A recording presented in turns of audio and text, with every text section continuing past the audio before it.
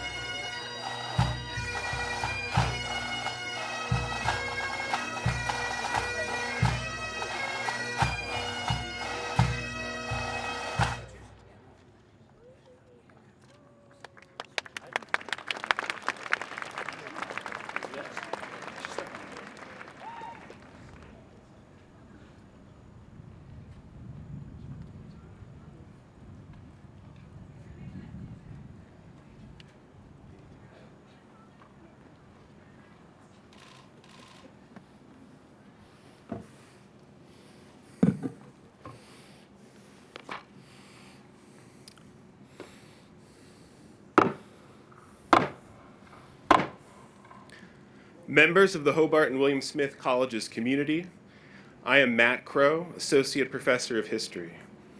As the Faculty Marshal, it is my honor to officially proclaim the 2019-2020 academic year open. Colleagues and returning students, welcome back.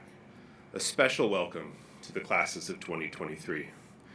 To open today's ceremony, Chaplain and Dean for Spiritual Engagement, the Reverend Nita Bird.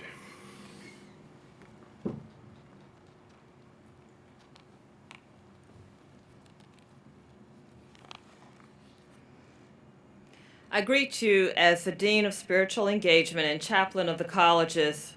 I transitioned from being a North Carolinian to being a New Yorker in a very short time this summer.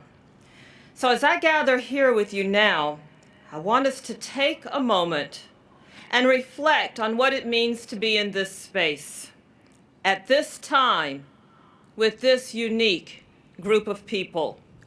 Because we each bring our own stories, our own passions, our own sorrows, and our own joys. As we sit here in this time and this point, which will never be repeated.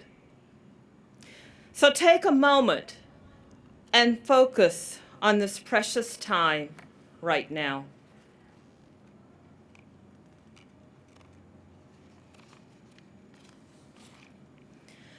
Bless my soul, O Creator of all.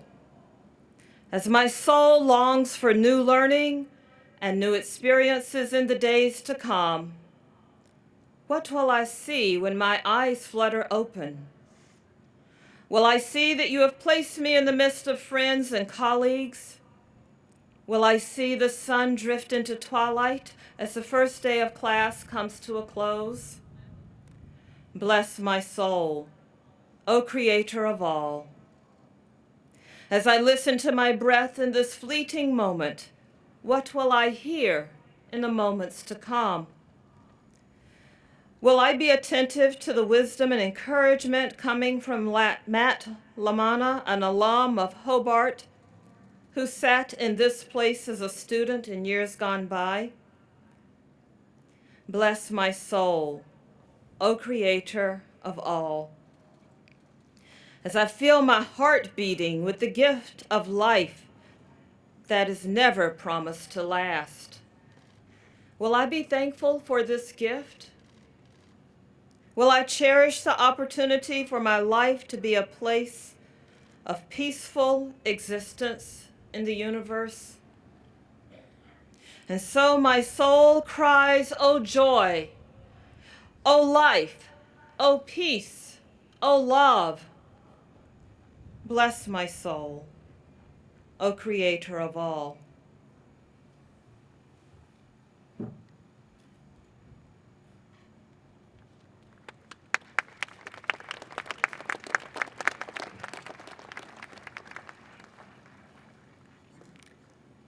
Please all be seated. Thank you for all coming today. Thank you to the faculty for robing up and the staff for coming as well and helping many of us to robe up, and to the students. Particularly I'd like to say hello to the first year students. I saw you a few days ago, but now you're on the other side where the classes start and the good times really begin now that you're through the orientation. But also hello to all the upper class students as well that I haven't all gotten to meet yet. This is my first time to be here in front of you at Convocation, and I thought a minute about what it means to have a convocation. A convocation is from the Latin convocare, and it means to call or come together, and it's related to the Greek term ecclesia, as a group of people formally assembled for a special purpose, mostly again ecclesiastical or academic. At some colleges, convocation refers to a formal ceremony in which arriving students, particularly first-year students often, are welcomed, while at others, as here, it is to welcome all returning members of the college community. And that is our purpose today. And surprisingly, at other universities, convocation is used to refer to graduation. So interestingly, we often talk about graduation as a commencement, but really, this is a commencement also. And so we're commencing on different stages of our life when we come together today and when we gather again in the spring to commence for those graduating the next stage of their life. But why do we have these meetings? What is important about convocation, about convoking? Well, we are embarking on a journey together, whether you're a first-year student, a middle-year student, or a last-year student, and also for the rest of us, for the faculty and the staff that are here today as well, and the others that they represent who will be here with you this year with the students. But what are we embarking on? We're embarking on something that's very visceral. It's a visceral thing. to study, to learn, to be academic. We're going to be working together to discover the pleasures of discovery, of competence, increasing competence, and mastery. But what should you be discovering and mastering? Do we tell you what you should be discovering or what you should be mastering? Well, you decide in part.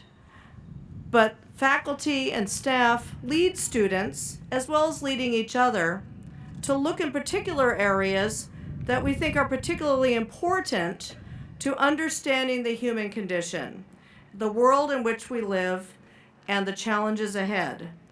And also you learn how to discover and master through the analytical and rhetorical and pedagogical techniques that we teach you, both explicitly and through our examples of our lives as people, faculty, and staff that have dedicated ourselves to this work of education. Now, there are those in the world who want to tell others what they should be learning. And so do we here. But we do so in a liberal fashion here. We don't tell you exactly what to learn, just within general guidelines, hence the liberal arts and sciences.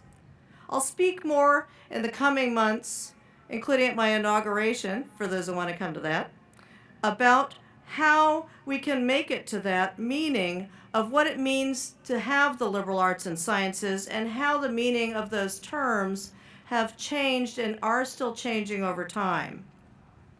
But towards what end do we discover and master? To take another phrase that we use here, which I really treasure, one of the reasons I came here, it's to become a person of consequence to yourself, but also hopefully to become a person of consequence to others, to your immediate family, but also to the broader community or society, however you define it. Are all things equally worthy of being mastered? Yes, to yourself, to you yourself, they are, but not always to the rest of the world. You need other people to test your ideas against. An idea often sounds fine in your head. A song in the shower sounds great when you sing it by yourself. The symphony we compose in our dream sounds fantastic. Too bad we never write it down. We are not our own best critics. Some of us are too harsh on ourselves, and most of us are too easy on ourselves. Other people are the sounding board that we need. If we cannot convince others of our idea's rightness, we need to think about whether it is really right. It might be, but the odds are against it. If it is really right, you should be able to convince other intelligent people who also have become educated that it is right. So you should be suspicious of anyone who claims that they are always right about everything. First of all, it seems statistically unlikely, and probably more likely that they just haven't met enough people who are willing and able to challenge them effectively. Humility is being able to admit that you are wrong and to learn from your mistakes, not to double down and insist you are right. And even if you are right, if you can't learn to convince anyone else of your rightness, then it doesn't do you or the world much good. Others also tell us what they think is important and whether what we are working on is important or not. It can be important to you, but if others aren't interested, you're not going to have much effect on them. While there are many ways to learn, in all of those ways, at some point you need to explain your ideas and answers to others, or you forego the reality checks of whether or not you are right and whether or not anyone cares about what you think. So here is the true significance of the academic convocation. Here in this place, we have brought together you along with other people with whom you can converse and discuss all academic year long, and in some cases the rest of your lives. Students, staff, faculty. Let's all try to engage in the process of discovery and analysis together so that we can all learn from our interactions. This is a place at Hobart and William Smith Colleges where you can make new friends and discuss ideas with them and make lifelong friends to continue those discussions with for many, many years. You can also meet people who will become mentors to you and continue to have a relationship with you for many years after you leave this place. And who is best on calling you out on your stuff when you are wrong or when you think something you care about is more important than it really is? A real friend and a mentor. We're going to hear more from our 4 speakers this afternoon, our 2 student speakers, our alumnus speaker, and our faculty speaker, about discovery, about mastery and competence, and about how their interests were nurtured by the people they met in school, including this school, and about how they nurture others to discover and master as well. And all of this takes place and is nurtured by institutes like these colleges that we sit at today, and in particular for you, by these colleges. That is a proud thing that we can take a moment, an occasion such as this convocation today, to celebrate. As we commence on this year of learning, of discovery and mastery and increasing competence. Thank you.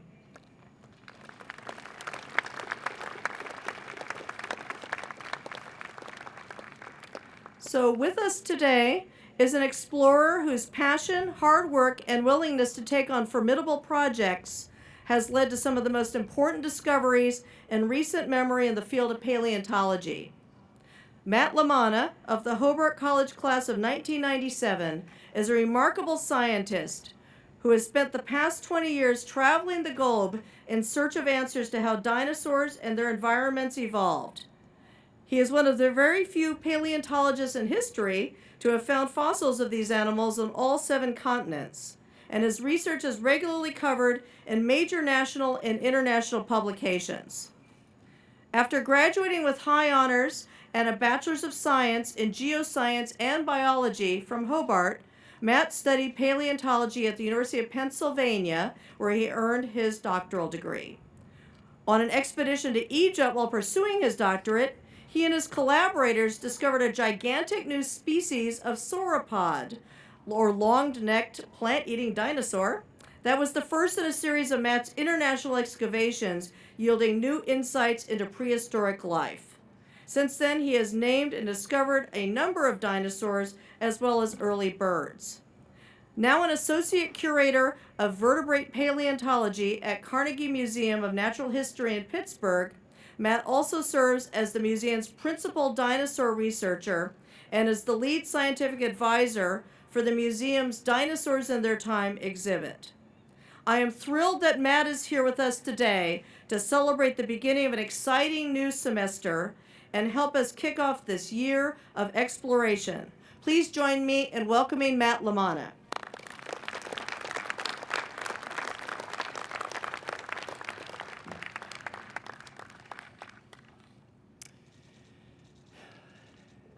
Good evening, everyone. It's one of the greatest honors of my life to be standing here. Thanks so much to everyone in the HWS community for inviting me back to campus, and especially to Dr. Jacobson for asking me to speak. Right off the bat, I want to tell you that this is a really unusual kind of speech for me. If you'd asked me to stand in front of a PowerPoint for an hour spewing random facts about dinosaur anatomy and evolution, that'd be no problem. It's my thing. I do that kind of thing all the time. But this is pretty different, so I hope you'll bear with me as I try to figure it out. I'm lucky that the theme of this year's convocation is exploration.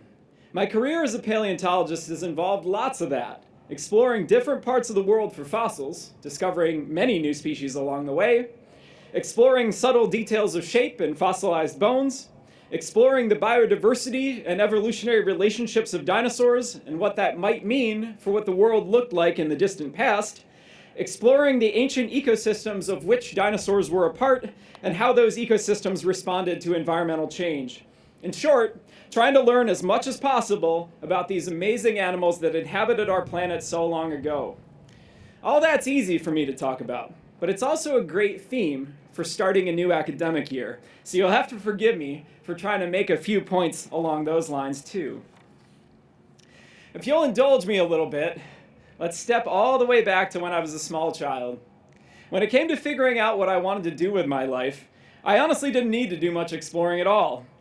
I'm just one of those kids who always loved dinosaurs. Probably the biggest difference between me and most others is that I never really grew out of it. I was too young to remember, but my parents tell me that I already knew that I wanted to be a paleontologist when I was just 4 years old. And thankfully, my family helped me to explore those interests right from the beginning. My father, who I'm proud to say is in the audience this evening, hey Dad, has a favorite story about that. When I was a little kid, growing up just down the road in Waterloo, New York, I had a sandbox that I played in. And I guess that, in so doing, I must have scattered sand everywhere, because Dad would refill the box from time to time. One day, shortly after he'd done so, I ran outside, toy dinosaurs in hand, to play in the sand. But I was kind of a lazy, messy kid, and so I left my dinos in the sand when I was done. That night it rained, and the next time I went to my sandbox, I discovered to my horror that all of my dinos were now encased in stone.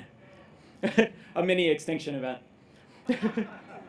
It turns out that there'd been a little mix-up, and Dad had bought masonry sand, which turns to concrete when it gets wet. According to him, I don't remember, because I was a kid, I spent hours with a hammer trying to extract my poor dinos from the stone. Thanks, Dad, for sending me on my very first dinosaur dig. He joked that he was going to try to embarrass me during this ceremony, but little did he know he was walking into a trap. So yeah, that kind of sums up my childhood, at least in terms of career goals. I knew I wanted to be a paleontologist, and that was that.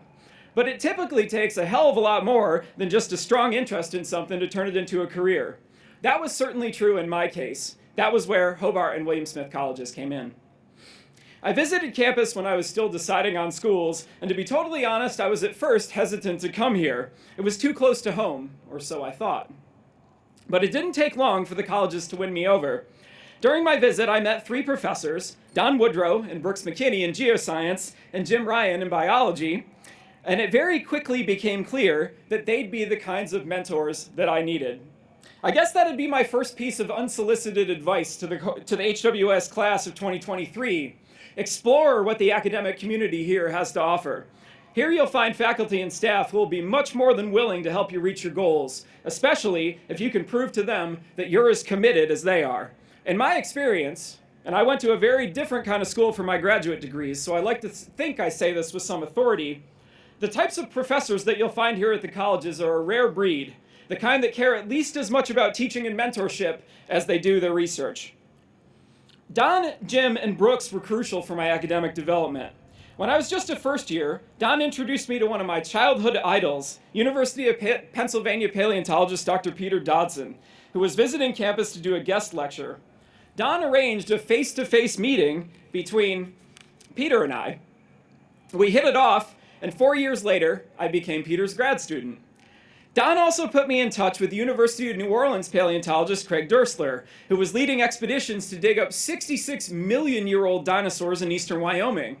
I contacted Craig, and just after I finished my first year at HWS, I was off to Wyoming to volunteer on his team. I must have done a reasonably good job, because the next year, I was officially made a research assistant on the team, and I found part of a T-Rex. Later, toward the end of my time at HWS, my interest really started to take shape. At the end of my junior year, in 1996, an article was published in National Geographic magazine, an article that, in large part, would shape the trajectory of my career, even to this day, called Africa's Dinosaur Castaways. It detailed the then recent discovery of 2 strange new meat-eating dinosaur species in Morocco. In so doing, it explained how little we paleontologists actually know about dinosaurs from Africa and other southern hemisphere continents, the modern legacy of the ancient southern supercontinent called Gondwana. But the super cool thing is this: the little we do know about southern dinosaurs, Gondwanan dinosaurs, shows that though every bit as spectacular and awesome as their better-known counterparts from North America and Asia, they were also very different from these northern hemisphere species. For example, at the same time T-Rex was terrorizing Western North America, in places like South America and Madagascar, its same ecological niche, apex predator, was being filled by weirdo meat-eating dinosaurs called abelisaurids. The strangest abelosaurid was probably Carnotaurus from 70 million year old rocks in Patagonia, Argentina. Imagine a superficially T-Rex-like meat-eater with a smashed-in, bulldog-like face, arms that made T-Rexes look huge, and two giant horns on its head. That's Carnotaurus. My 11-year-old niece Julia has a toy Carnotaurus, and you have no idea how much that warms my heart. Warms the good old Uncle Matt's heart. And I promised I wasn't going to lecture you guys about dinosaurs, so sorry about that. I just, old habits die hard. Anyhow, in my senior year, and driven by my passion for Southern Hemisphere dinosaurs, I embarked on a senior thesis project in dinosaur biogeography, the distribution of dinosaurs in time and space, under Don and Peter's guidance. A few months later, I moved to Philadelphia to become Peter's grad student at Penn. And it was at Penn that I really got to start exploring in the literal sense. Peter's a very hands-off advisor who trusts his students and lets them pursue their own specific research interests.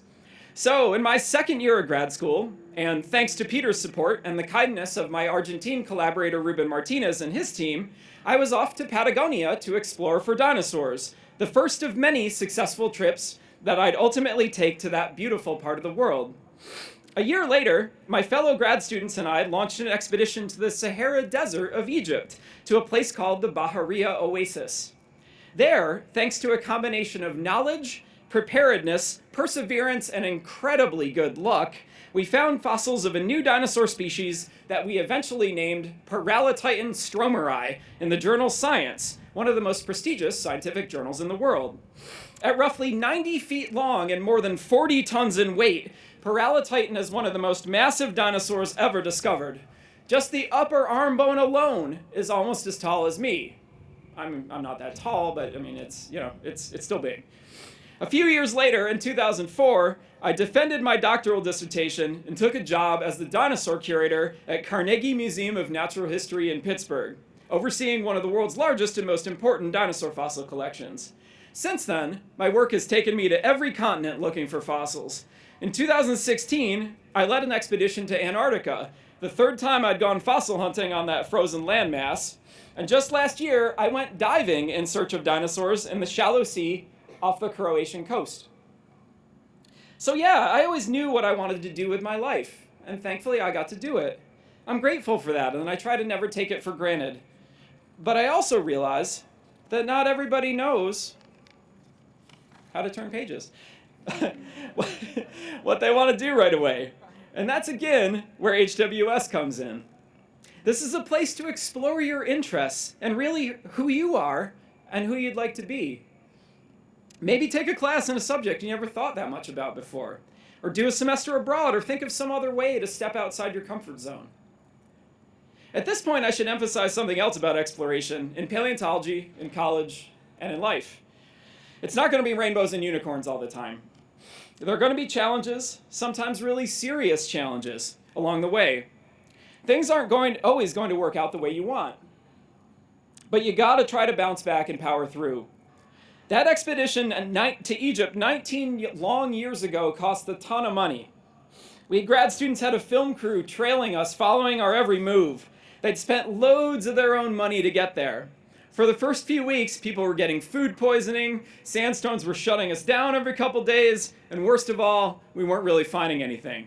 Oh, and back home, my girlfriend had decided to dump me, so thanks. But we stuck with it, and eventually our luck changed.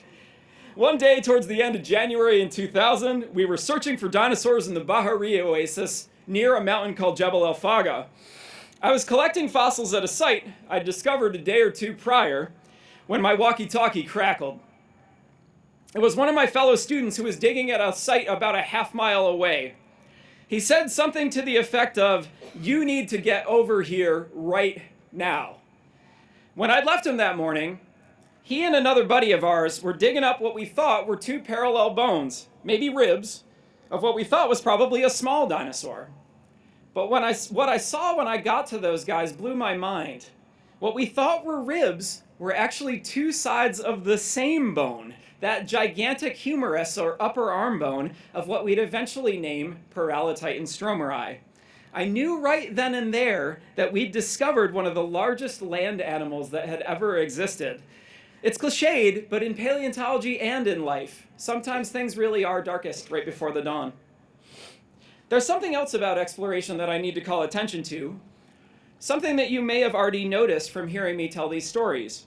Not a single scientific discovery that I've ever been a part of has been made by me alone. Every expedition that I've ever had the privilege to be on has relied on the knowledge, skill, determination, and frankly, good humor of a whole team of participants, from non-paleontologists and students to established professors and curators, from fellow Americans to Egyptians to Argentines, Australians, Croatians, or Chinese. A big surprise, it takes a village to dig up a dinosaur. But seriously, one thing that also has to be called out about paleontology is that, like many other forms of exploration, its history is inextricably linked with colonialism. In its early days and continuing well into the 20th century, it was standard practice for primarily American and Western European researchers to travel to other countries, extract fossil resources, and bring them back home for study, display, and public enjoyment. In the past 30 years or so, there's been something of a reckoning. We as a field are grappling with the legacies of this history and trying to do better. Because exploration shouldn't happen at the expense of other human beings. Yes, it's wonderful and important when it broadens our own horizons, but it should lift others up as well. What does this mean for all of you? In my mind, it means that having a great team around you, in the form of family, faculty, and fellow students, can make all the difference for successful explorations during your time at HWS. Friends are particularly important.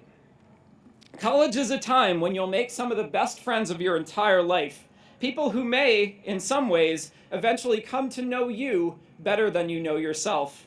These are the kinds of people who can help you get back on the right path if and when your explorations ever lead you astray. Now, I've come back to HWS after many years, and in many ways, things have come full circle for me. In the late summer of 1993, it's crazy, but 26 years ago, I was a wide-eyed and very green small-town first year trying to figure out what the hell college was all about. Now I come back to you as an older and slightly more seasoned paleontologist. Though in many ways I'm still trying to figure things out, I'm proud to say that I've been able to, in a very small way, give back to students what Don Woodrow, Jim Ryan, and Brooks McKinney and many other HWS faculty gave to me all those years ago. Maybe the proudest achievement of my life happened just last year, in 2018, when a bunch of collaborators and I named another new Egyptian dinosaur, Monsorosaurus shahine. Monsorosaurus is pretty cool in its own right. It's the most completely preserved dinosaur from the final 30 million years of the age of dinosaurs on the African continent. But the most awesome thing about it is that it was discovered by a team of Egyptians, mostly students, that includes some of the very first female paleontologists in all of the Middle East. I had the honor of participating in the study of Monsorosaurus and sharing my uber nerd knowledge of dinosaurs with these students, much as Don, Jim, and Brooks did with me. So yeah, in keeping with the idea of full circle, I should wrap this up. But I'll leave you with this. Get out there and explore. Explore Hobart and William Smith colleges, explore the city of Geneva, explore beautiful Seneca Lake and the broader Finger Lakes region as a whole. Explore your academic interests, your values, your talents, your strengths, and your weaknesses. Most importantly, explore who you are and who you'd like to become. Who can say just where those explorations will take you? Thanks.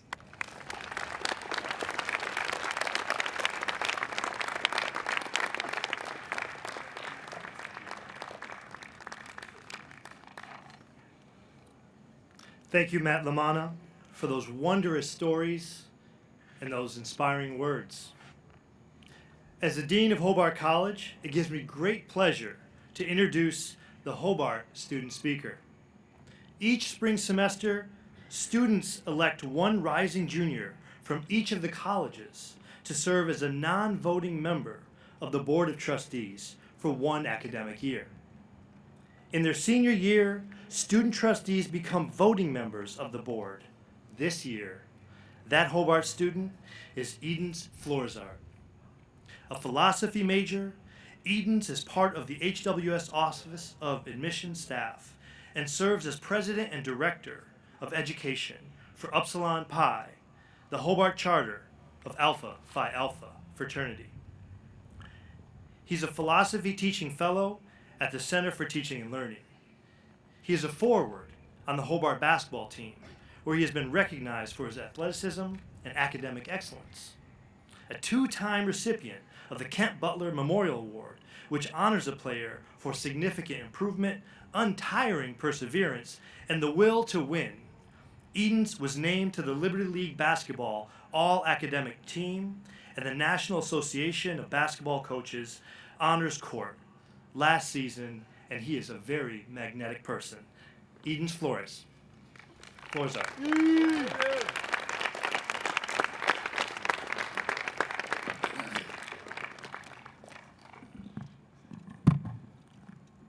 Good evening. Y'all must have not heard me. I said good evening. Thank you. Welcome back, everyone, and welcome to the classes of 2023. You are now sitting in the place that you'll get to call home for the next 4 years, the place where you'll find new friends, the place where you get to share your greatest triumphs and suffer some of your greatest losses.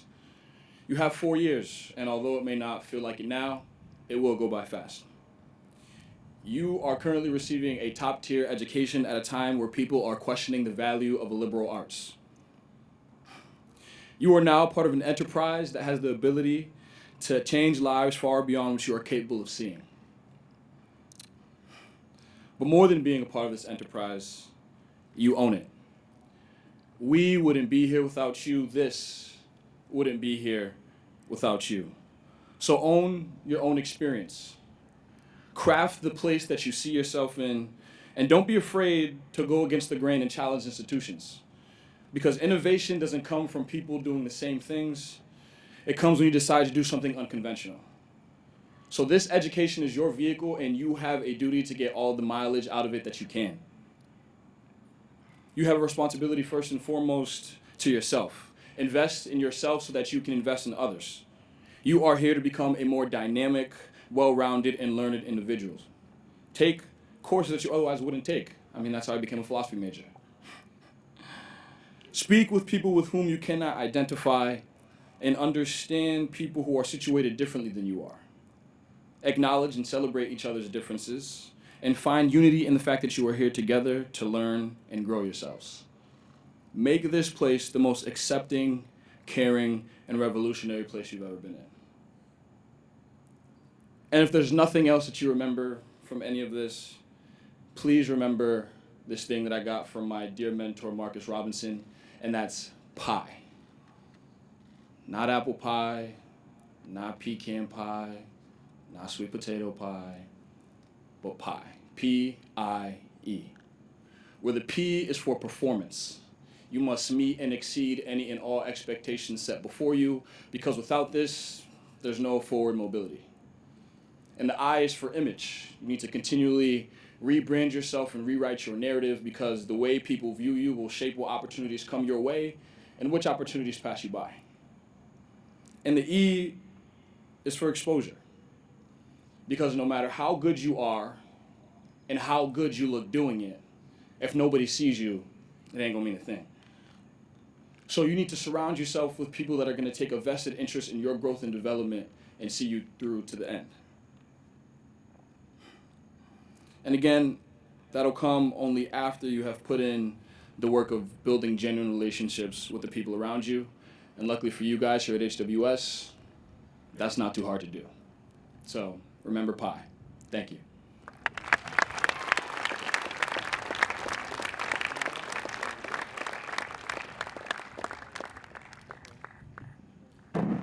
We just need to fix the mic a little bit. He's a little bit taller than the next few of us. As the Dean of William Smith College, it is my honor to introduce Gianna Gonzalez, William Smith Student Trustee. Like Edens, Gianna is a voting member of the Board of Trustees. She's double majoring in English and Media and Society.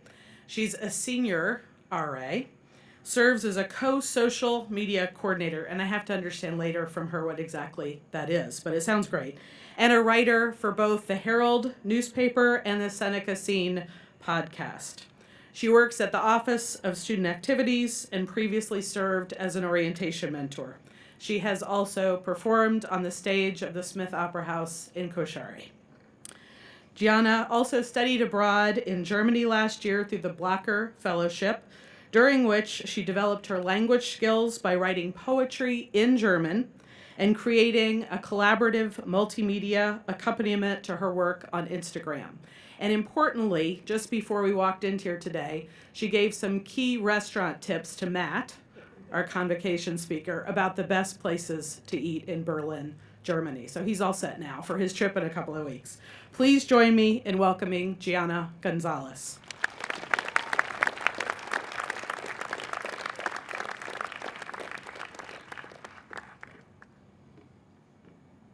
I distinctly remember the first C I ever received. It was in the second grade. It was in my math class, and it was addition. 16 years later, math is still my least favorite subject. So, as a college student, I could not contain my happiness at the thought that I would be able to avoid math altogether and finally study only what I wanted. In my case, English and Media and Society.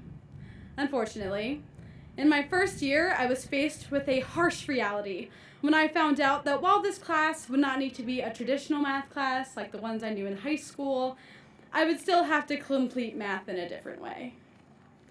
At the end of my first year, I was accepted.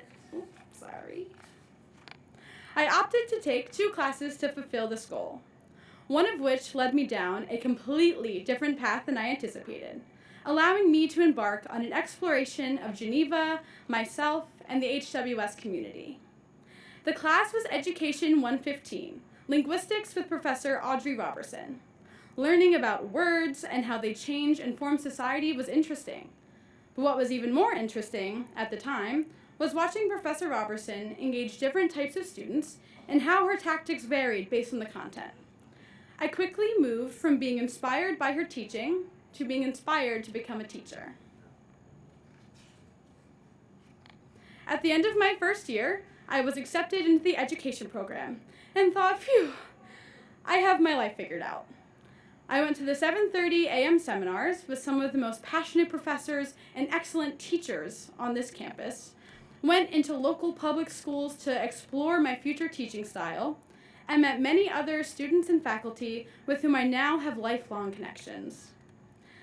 And the closer I got to actually becoming a teacher, the more I realized that I was not meant to be doing this important work. Turns out, what really interests me is how people use words to communicate. So after graduation, I instead plan to seek a career in television and communications. Thanks to the many mentors and resources on campus, I have been able to explore HWS through a process of trial and error. While I do not know where this road will lead, I do know that taking linguistics gave me the tools to explore my interests and prepare me for the challenges of choosing a career path. First years, please take the classes that interest you and the ones that don't. Have trust in this place and community. No matter the choices you make, HWS will always allow you to explore. Thank you.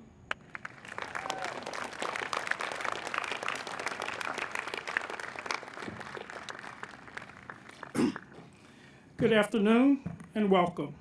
I am Duane Lucas, Provost and Dean of Faculty of Hobart and William Smith Colleges. It is my pleasure to introduce our next speaker, Professor of Chemistry Aaron Pelkey, recipient of the 2018-2019 Faculty Prize for Scholarship. Since he joined the faculty in 2001, Professor Peppy has raised more than $500,000 in research funding from national sources, including the National Science Foundation and the National Institute of Health. That funding has supported his publication of important scholarship in respected peer-reviewed journals and books, as well as research opportunities for the many student scientists, student researchers he has mentored. More than 30 Hobart and William Smith students have been co-authors on publications by Professor Peppy, a faculty athletic fellow for the Hobart soccer team and a member of the college's Health Professions Advisory Committee. Professor Peppy earned a bachelor's in chemistry from Carleton College and a PhD in organic chemistry from Dartmouth College. Please welcome Professor Peppy.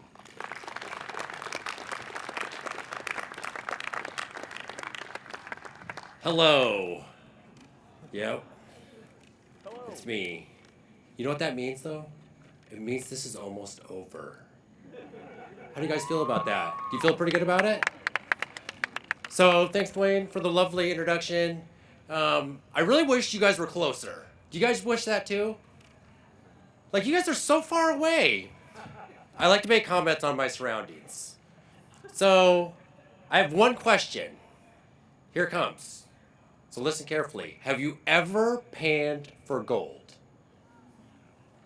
Whoa, some faculty.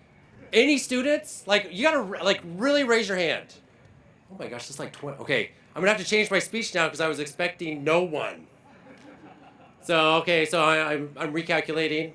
So, panning for gold. What I'm talking about is getting in a stream and you have your pan and you've like put some salt in it and like some rushing water and the dirt's gone now and you're swirling the pan around. And what are you hoping to find?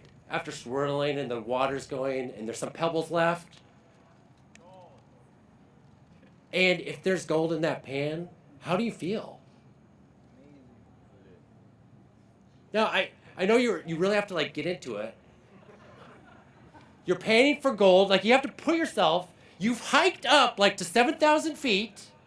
You're miles away from anywhere, right? You've dug this, you've read books. You're panning for gold, and there's a little. How much gold does the pan need to have in it for you to be excited?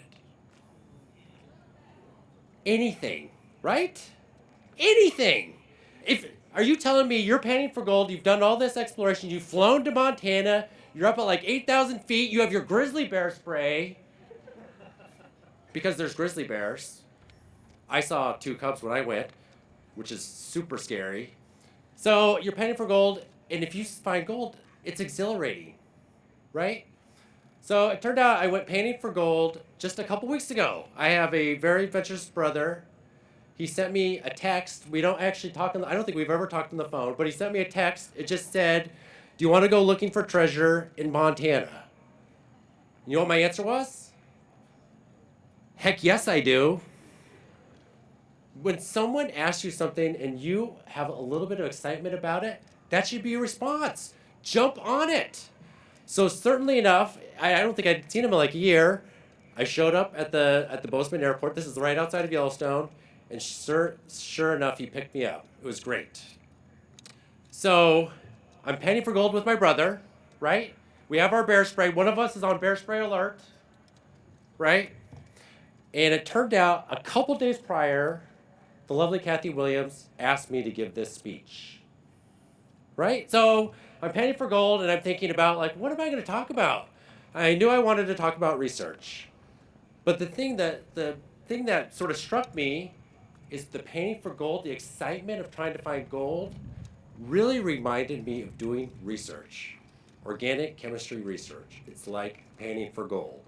Not the activity of the panning for gold, but the feeling you get when you find something. And I'm guessing that our convocation speaker felt the same way. I could hear it in his voice. The little like excitement level went up because, oh my gosh, my life has changed. And that's what research can do for you. Like doing research with faculty here, you can have your own quote unquote panning for gold moment. So, real quick. Oh no. Yes. Here's my list. So I solicited the faculty for examples. So What I wanted to share with you are examples of faculty doing research with students. When I mean with students, who do I mean? You! You are the stars of the show. So if you don't realize that, get on board. Are you starting to realize that? I kind of actually believe you. So, some examples. I'm going to read the fields. And when a field gets excited, it's something, hey, I might want to study that. Start listening. Okay? From geoscience, Professor Nick Metz and his research students. That's how I'm going to phrase all of these. The professor and their research students. And in a lot of ways, it's the research students that are doing this. Professor Metz and his research students are studying high-impact lake effect snow events. Also in geoscience, John Halfman is trying to understand the drivers for the rise in blue-green algae in the Finger Lakes. Right here, this affects lake health all over the world. From geoscience and psychology, Dan Ahrens and Emily Fisher and their students are exploring how to break down politicized barriers in science classes. In French and Francophone studies, Professor Galluette and her students are translating plays from French to English and then studying their production. From the field of physics, Leslie Hebb and her research student recently traveled to Chile to go to an observatory. I think traveled to Chile. I think if somebody asked me, do you want to Chile, what would my answer be? Heck yes, I do. Traveled to Chile to observe a pair of rare young stars. So from the field of biology, Shannon Straub and her students are working to understand the evolutionary relationships in a variety of species, usually next generation DNA sequence data. And I'm telling you, this is high level stuff. From the field of sociology, Jack Harris and his research students are studying the concept of organizational inertia. Also in sociology, Renee Monson and her students are understanding learning outcomes and research dynamics in undergraduate research projects. In the field of chemistry, Professor Miller and his students are synthesizing potential anti-cancer compounds from scratch. I think that's my favorite word. I'm going to use it from now. I don't know where Justin is. From scratch. So that's exactly what I do, so I don't have to even tell you what I do. I essentially do the same thing also in the field of chemistry. Professor Sinnett and her research students are studying biological chemical parameters that affect water purification. Water purification, does that seem important? Heck yes it is. From the field of dance, the faculty in dance every year collaborated with students to design new artistic compositions, and these are often performed off campus. From the field of mathematics, Joe Rosinko and his students are analyzing DNA sequence data to study the history of life on Earth. And finally, from the field of math and philosophy, Professor Paul Keeley and Eric Barnes are studying ways to maximize fairness in debate tournaments. I didn't organize these particularly well, but what I want to say is this is a wide range of things. And these are just people that are willing to respond to my email late at night, like 2 nights ago. There's more out there than just this. So my hope is when somebody asks you if you want to pan for gold, that's a heck yes. Or if you want to go to Chile, that's a heck yes. But if someone asks you to think about doing research, your answer is going to be, okay, thank you.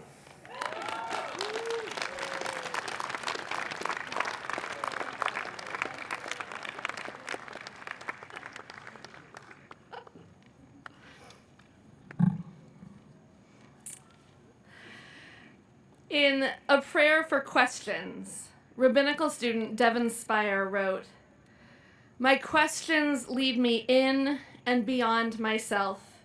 Like roots in the ground, they pull me down to what was. And like buds on a tree, they remind me of what's in front of me, in bloom and changing and grounded as an old tree trunk. Will my questions outlive my past? Will my present thrive with my questions? One can never tell, but one can always ask. Praise to the source of all, who knows and who doesn't, and the people who flourish in wonder." We stand together today on the verge of this bright new academic year, full of promise and possibility and questions. Questions within us, questions unspoken between us, questions yet to be posed. Some can be answered with books and in articles, and some can be answered when we look deep within ourselves. Sometimes the answer can be found when we sit with one another, and sometimes the answer can only be found in the space we create in community. And for some questions, the reward lies not in an answer, which may come with great difficulty or even not at all, but the reward lies in the attempt. As we enter this new year together, may the source of wisdom and wonder grant each of us the will to persist, to explore, to answer, and to question. Thank you.